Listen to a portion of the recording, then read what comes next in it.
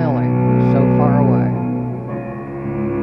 Oh, what do you see, little one, when you look that way at the great clouds drifting there in the blue so bright? Oh, what do you see so far away? Are there lands way up there drifting there today? Lands that are clear and clean and pillowy white? Oh, what do you see, little love, when you look that way? And what is it that those distant lands portray? Do they touch and lift your soul with delight? Oh, what do you see so far away? Do you see valleys and mountains in your play? And do they cluster and climb your sight? Oh, what do you see, little dove, when you look that way? Do those distant snowy lands in such vast array have coves and shrines and cliffs and castles that invite? Oh, what do you see so far away? What clusters and clings to the early soul so far away? So pure, so white, and so bright with the light. Oh, what do you see, little one, when you look that way? Oh, what do you see so far away?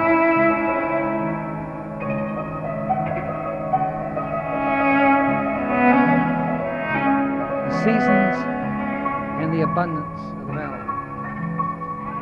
Have you ever seen the valley in her seasons, and then in the turning of these seasons? In spring, from bare brown fields and forests there, that strange green glimmer appears everywhere. And oh, how it grows and grows and grows, till the abundance of the valley overflows. Her floor is made rich and even divine, with apples, peaches, and fruit of the vine, with meats and grains and hay for the dairies, with gardens and woods, nuts and wild berries. And even her fall colors come to bless, as the winds of the west call her past. And on the cold, frosty, wintry nights, her friendly moon and stars send down their light.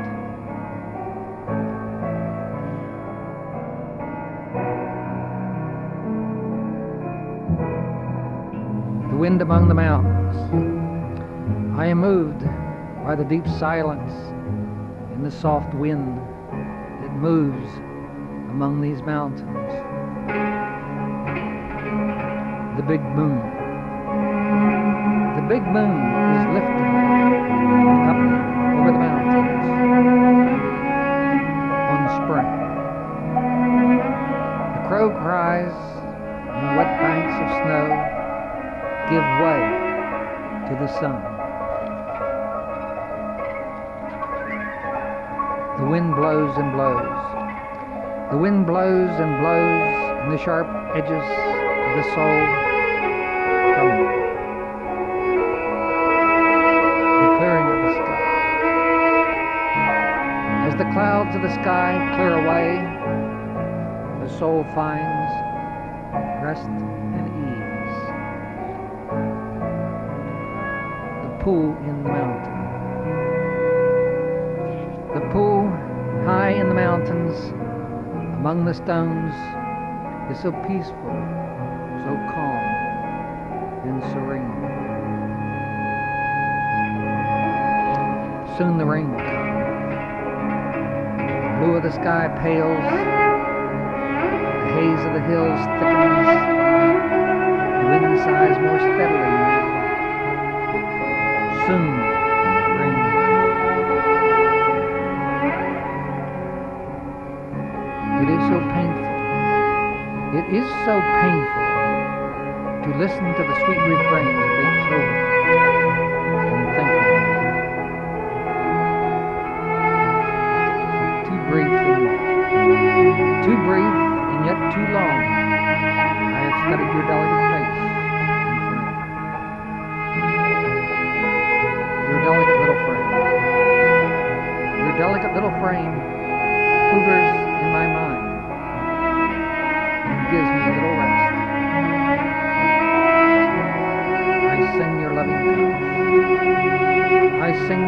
sweet refrain within, and I see your soft gaze, and feel your loving touch. Some tranquil touch. The curve of your supple behind binds and blinds, and I cannot turn away without some tranquil pain.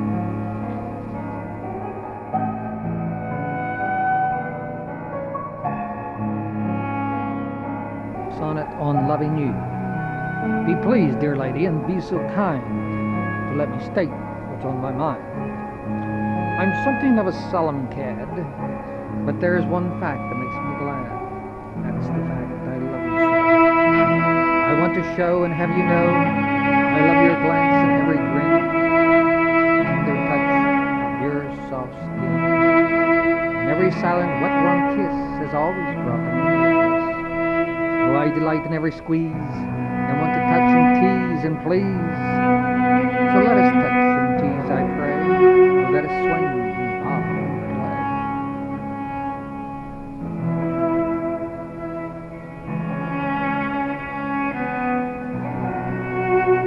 Sonnet, the song within. Oh, sing your song, cold or warm, right or wrong, and I will love you so against my will. My love for you, you know, does not lie nil, nor does it rest or ever lie quite still, but ever increases, like this song that rises and lifts, the desire to fill. It is my song upon the mandolin that lifts and drifts and gives a solemn thrill. It is that song that lifts and lifts within. It is the wind against the distant hill, the song within that ever seems to win. It is the silent warmth against the chill. It is the solemn, blessed season's rain. It sings to you in silent, warm refrain.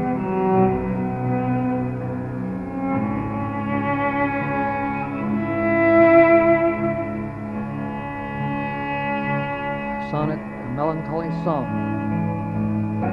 Oh, let me sing some melancholy tune, some tempting, tuneful, melancholy lay, with hope once more to turn your heart this way. Like this day that is now turned gray, I turn to tunes that will not fade nor stay away, but now have come to last and last and last, and cast their spell and hopes upon today. Within the shades and shadows of our past, those tunes now come to swell and lift within. For don't you know that our day turns gray?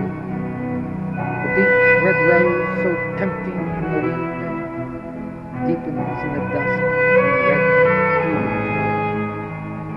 But won't you come to me again as before, and let me touch your tender soul once more?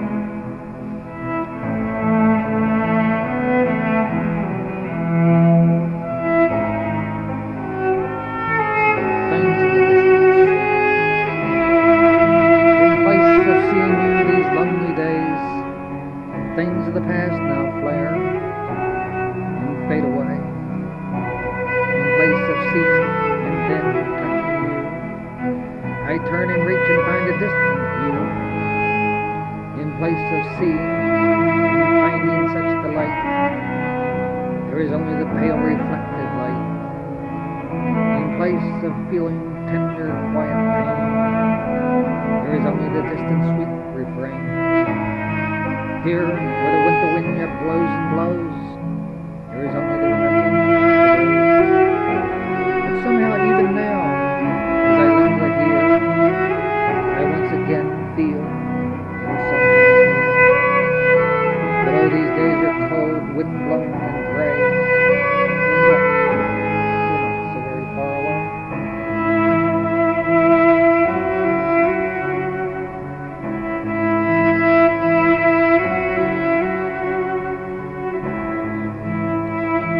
Sonnet.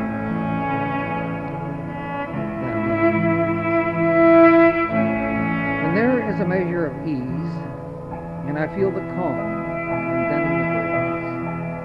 I turn to you again within, and feel again your touch within.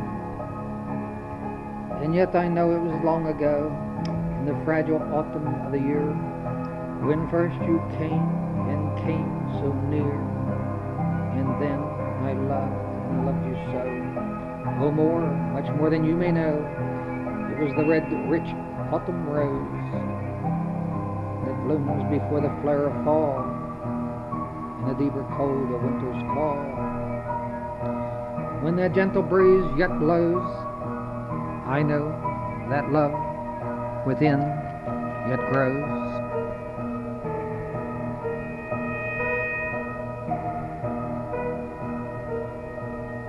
Sonnet. And ever again, and ever again the pain at night returns, and ever again it flares and flares and burns. And as by now you have certainly guessed, it is as though I, as poet, was blessed. But oh, I do crave and crave you yet, as my dearest, as my fawn, as my pet. Yes, it is with delight that you must know that not so very, very long ago, when the religious winds began to stir and blow, that love was then at its center, and we, you and me, skated as one together over the swift gray glazed ice of winter.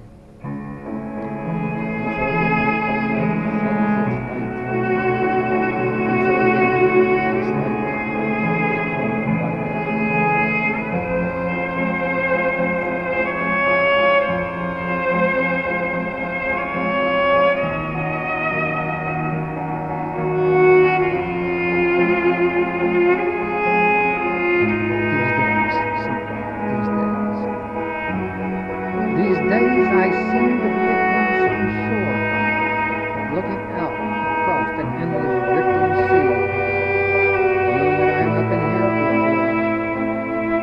And here I sit and sometimes seem to see those things within myself that once I felt. I see some wonders, or smile, the time when, in confession, my soul knelt before you. Those times when you were grave, moments when your spirit danced with such delight, time when once you tongue and altered my feelings, times of moonlight, and times like these when I feel you and me. Now the clouds descend like comes on, all I said and felt for you is gone.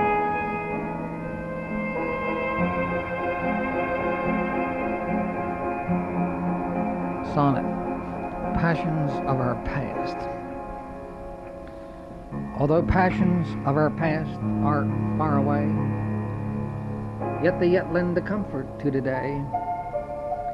And even though we now lie far apart, yet memories press down upon the heart. And although I know my lonely single soul reaches now with desire to mingle, yet I know this reach is and will be incomplete. And yet I know you will agree that these frail passages are of the wind. And as you know, the wind does not rescind, and even now blows on and on and on. And however silent, is never really gone. The voice you hear is in the passing wind. It sings within a song that has no end.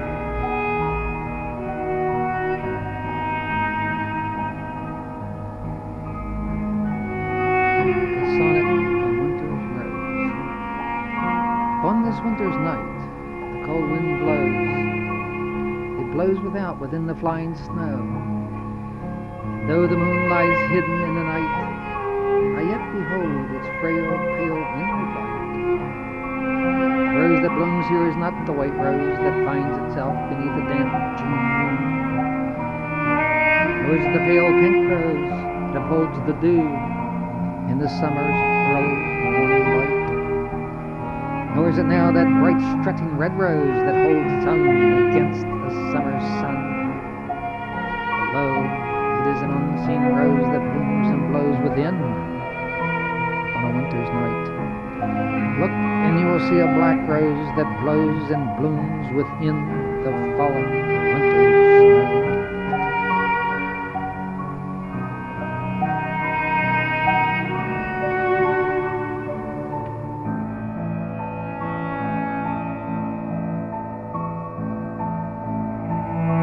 Should someone care to ask, who are you? Should I not deign to look at them and tell them, my friend, I am the man of the future.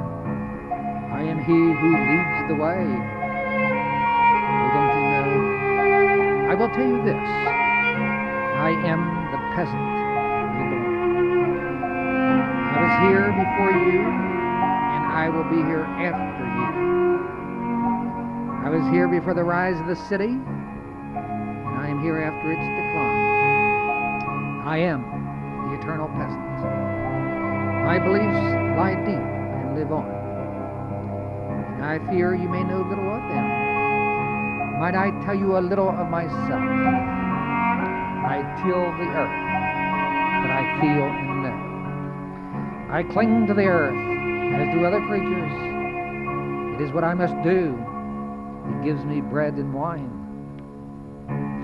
It gives me belief and cause to rejoice. My old restful soul is rich with spirits. Oh, don't you know that the great cultures have all risen out of me? Don't you know the great pyramids, the great temples, the great mosques, the great cathedrals, the great pagodas, and others have risen out of me? The grand journey of great cultures with their high histories have stemmed out of my being. Don't you know the great world cities of this culture or that culture with their tensions have demanded and have all been. But within the city and outside the city, I rest here, and slowly returns. The gray-bearded priest of the ancients is with me now. Come into my hovel. It is of the earth. Here I survive and choose to sleep soundly. My home is full of spirits. It has been so before my birth, and so it will be for those after me. Generations yet to be born. Ask the children. There is a spirit by the door. A friendly spirit. There is a spirit by the stove in winter. And there is one in the hayloft above. And outside there is one by the pond. And there are those in the forest and in the mountains. Don't you know those ancient stories? Yes, yes, I have journeyed to the growing cities, have worked in their shops and factories, and I have fought in their wars. And now you see, I have returned. I am one with the wonder of the earth. I do not stand apart. I must rest. For generations I must rest. I will not wander over the earth as the hunter or the man of the city. I will come to hold fast, and my roots in time will run deep. And out of me, a strange new world, a strange new culture, a strange new type of man may again arise. But now I must rest and let the land take hold. I must go to the field now with my hoe and work the land. I will be one with the sunset and again one with the sunrise. Let the tempest roar, my friend, I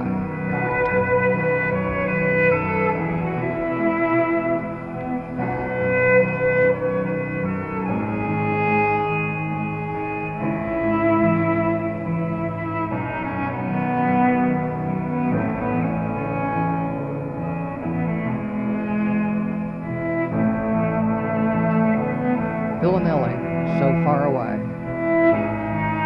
Oh, what do you see, little one, when you look that way at the great cloud drifting there in the blue so bright? Oh, what do you see so far away? Are there lands way up there drifting there today? Lands that are clear and clean and pillowy white? Oh, what do you see, little love, when you look that way? And what is it that those distant lands portray? Do they touch and lift your soul with delight? Oh, what do you see so far away? Do you see valleys and mountains in your play? Do they cluster and cling and climb in your sight? Oh, what do you see, little dove, when you look that way? Do those distant snowy lands in such vast array have coves and shrines and cliffs and castles that invite? Oh, what do you see so far away? What clusters and clings to the early soul so far away? So pure, so white, and so bright with delight. Oh, what do you see, little one, when you look that way?